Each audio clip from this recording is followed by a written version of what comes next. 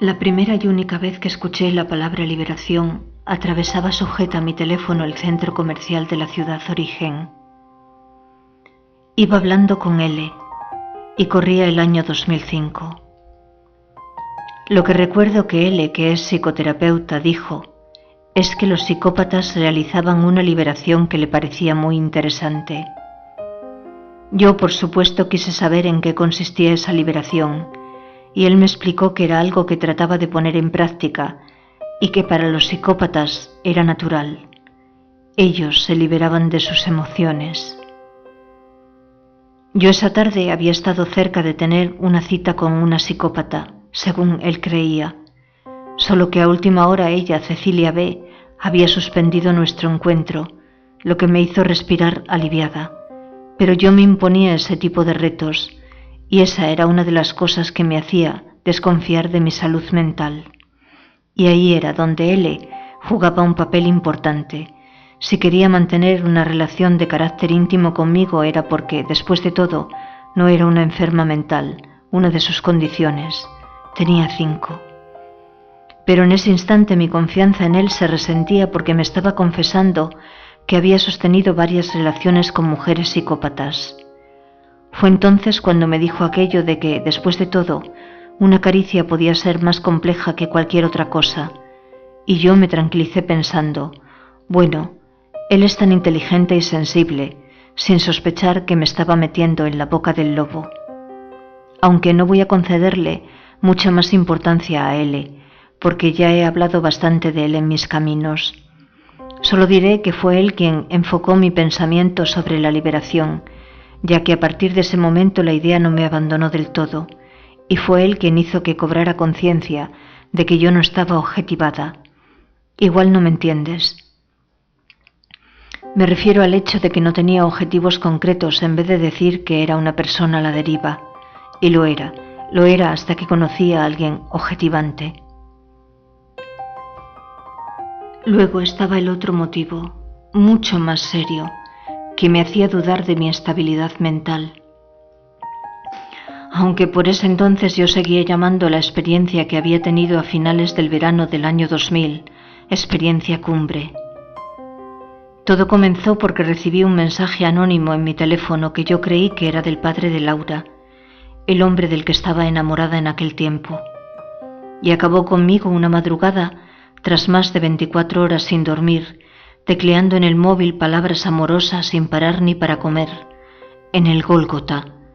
Es decir, cuando Koga se marchó al amanecer a su trabajo, yo, envuelta aún en lo sublime, por fin, el amor, me dejé caer agotada en la cama, y en ese preciso instante, un viento que no sé describir, pero cálido, muy cálido, me trasladó hasta el momento de la crucifixión. Jamás había experimentado una alucinación, ni visto un semblante tan bello y sufriente como aquel. Estaba bañado en sudor y sangre, y yo no podía dejar de llorar. Solo otra vez he llorado con tanta intensidad, aquella madrugada en el camino de Santiago. No obstante, él no le dice a Dios lo que Lucas escribe en su Evangelio: perdónalos porque no saben lo que hacen. Me lo dijo a mí, o quizá yo lo escuché. En cualquier caso, lo voy a tomar muy en serio. A partir de ese día, quiero comprenderlo todo, a todos y aún más a los míos. Por eso la liberación desempeñará un papel fundamental. Pero no fue esa la única vez que Jesús de Nazaret y yo nos vimos. También vino en mi busca a mis sueños.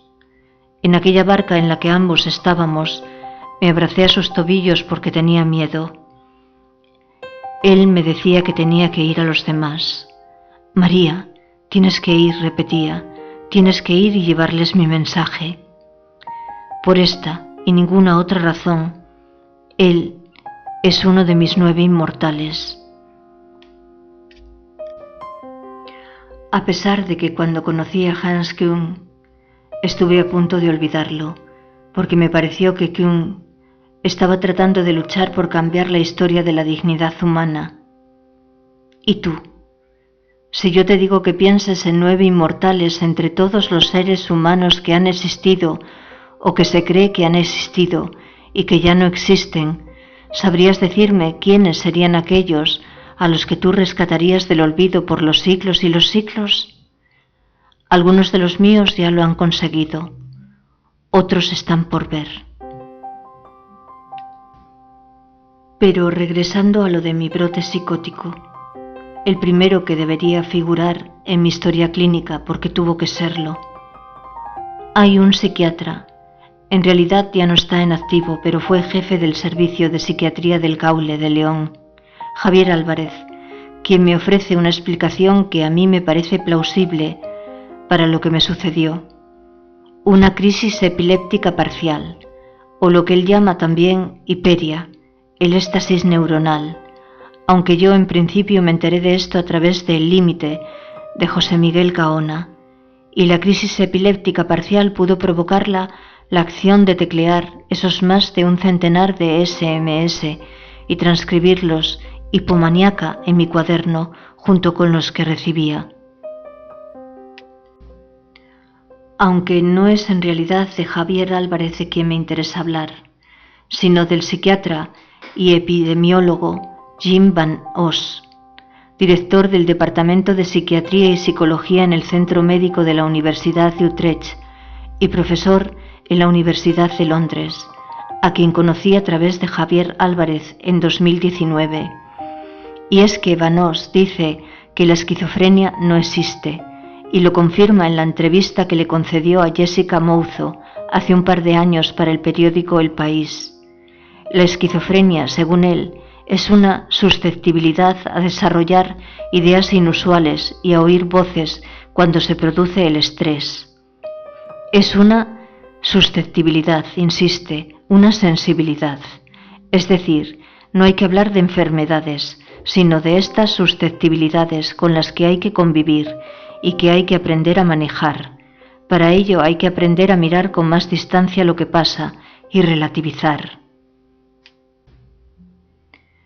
Van Os dice que el gran aumento de los trastornos de salud mental que padecemos, esta auténtica epidemia que vivimos, al parecer, tiene que ver con el clima de competitividad que existe y con el aislamiento, porque tenemos más vínculos en las redes sociales, pero también más soledad y mayor vigilancia. Tenemos miedo de no parecer normales, porque es cierto que si los otros te perciben como diferente, te sientes mal y temes ser señalada. Al menos en mi caso es así. Además, él propone la siguiente reflexión acerca de lo que aún hoy llamamos esquizofrenia. Dice que en los próximos 50 años probablemente comprenderemos 7 u 8 mecanismos de esta susceptibilidad y que puede haber cientos de, entre comillas, esquizofrenias. Sostiene que llevará mucho tiempo averiguar qué sucede, ya que sí es difícil entender el cáncer de mama, a pesar de que la mama es el órgano más simple del cuerpo, resultará aún más complejo comprender la patología cerebral. Van Os discrepa de cronificar los tratamientos y centra su reflexión en la dimensión ritual de la relación terapéutica. Si mejoramos es porque esa alianza puede llegar a ser motivadora, y eso refuerza nuestra fe en las propias capacidades.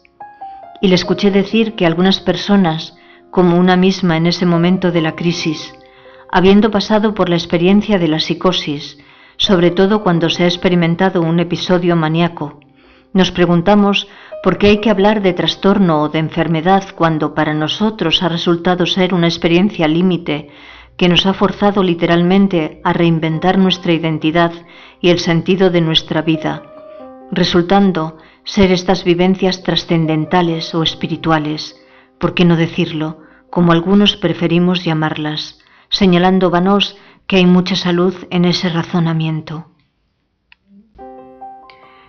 Y por todo esto, y porque según él la psicosis tal vez podría ser un problema de no poder o no saber manejar demasiado bien la creatividad, yo lo elijo. Elijo creer en él, en su visión de las cosas. ¿Y esto es importante que yo lo elija? Sí, ya descubrirás por qué.